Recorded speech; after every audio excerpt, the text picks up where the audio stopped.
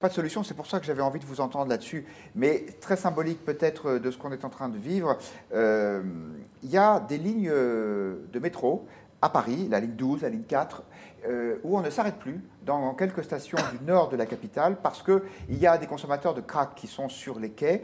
Le crack est une drogue qui a des effets indésirables, immédiats plus exactement, extrêmement forts, de violence, de dégradation. Les effets sont tous indésirables, évidemment, pour ce genre de substance. Donc, les conducteurs de métro choisissent, en dehors de toute recommandation officielle de leur employeur ou de la police, de ne pas s'arrêter dans ces stations.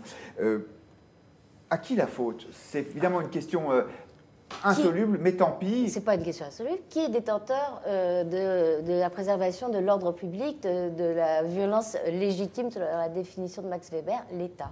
Donc c'est la faute à l'État. Mais c'est la police qui ne fait pas assez? Alors non, c'est la police qui ne fait pas assez. Quels sont ses ordres à la police? Comment laisse-t-elle perdurer une situation de non-droit? On est en plein territoire perdu de la République, là.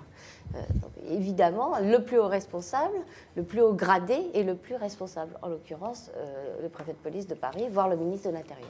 Et bon, moi c'est clair. Benjamin Grange, il y a des réactions là-dessus? C'est une affaire qui commence à monter?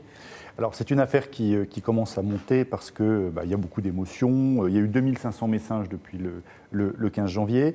On met en avant la zone de non-droit, ça repose la question de la sécurité. Mais en filigrane, ce qui commence à se détacher, c'est finalement le sujet les privilégiés et les autres. Ceux qui sont obligés de prendre le métro et qui en pâtissent de ne pas pouvoir sortir à cette station de métro ou d'avoir toutes les incivilités qui vont avec. Et quand je dis incivilité, je pèse mes mots. Et puis les autres, vous voyez, ceux qui n'ont pas besoin de prendre le métro, qui ont d'autres moyens de transport. Et il commence à y avoir une fracture qui se dégage entre ces deux natures de population. Et c'est comme ça aujourd'hui que que l'opinion publique, en tout cas, se scinde sur ce sujet. Et c'est intéressant parce qu'on avait les mêmes types de réactions sur la mise en place éventuelle de péages urbains. Ce sont toujours les mêmes qui sont sanctionnés, ceux qui n'ont pas les moyens d'habiter dans les centres-villes. Hervé Nathan. Oui, mais il faut comprendre, là aussi on revient un petit peu en arrière. Pourquoi ils sont dans le métro? Vraisemblablement parce qu'on a commencé par les chasser. C'était des junkies qui étaient du côté Stalingrad. C'était un lieu de consommation de crack extrêmement important. Dans le nord les de Paris. Populations de ce quartier-là ont eu beaucoup de mal à se faire entendre de la part des pouvoirs publics, la mairie, etc.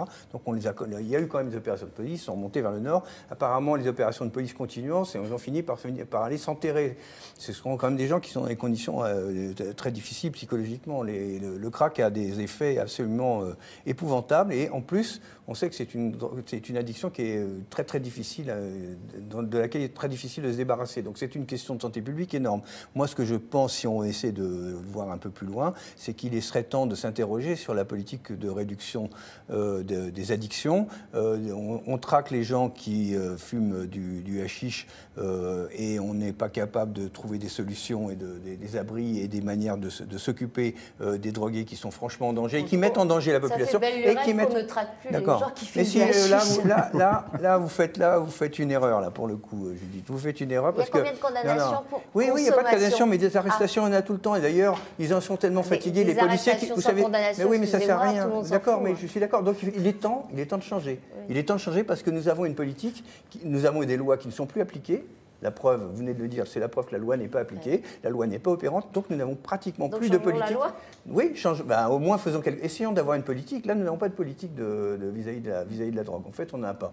On a l'impression qu'on a des lois, on laisse les policiers se débrouiller avec ça, c'est pas facile. Et les populations qui sont effectivement confrontées à ça, qui sont dans le désarroi. Je trouve qu'il serait temps effectivement de s'interroger. Oui. D'ailleurs, le président de la République avait dit qu'il ferait quelque chose, on attend. Et voilà, le débat est aussi chez nos internautes. Boris nous dit que les responsables sont Anne Hidalgo et Rémi Féraud. J'avoue que je ne connais pas Rémi Féraud, qui ont créé une zone de non-droit autour d'une salle de shoot. Forcément, ça déborde ensuite dans le métro. C'est pas dans ce quartier-là. C'est pas dans ce quartier-là, nous précise Hervé Nathan. Et Jean nous dit, plutôt que de les traquer, ne devrait-on pas les soigner pour éviter de les avoir dans le métro? Très vite, Guillaume Bernard, un mot là-dessus. Moi, je crois que c'est bien pire qu'une zone de non-droit. C'est une appropriation du territoire par, je dirais, effectivement des consommateurs de drogue, mais des consommateurs de drogue qui trouvent de la drogue parce qu'il y a des gens qui leur en vendent. Et si vous voulez, le problème, c'est que ce n'est pas un désordre par l'absence d'ordre public, c'est bien pire que cela, c'est le fait que c'est la substitution d'un ordre criminel à l'ordre public. Donc on est dans une situation beaucoup plus grave et par capillarité, ça peut s'étendre absolument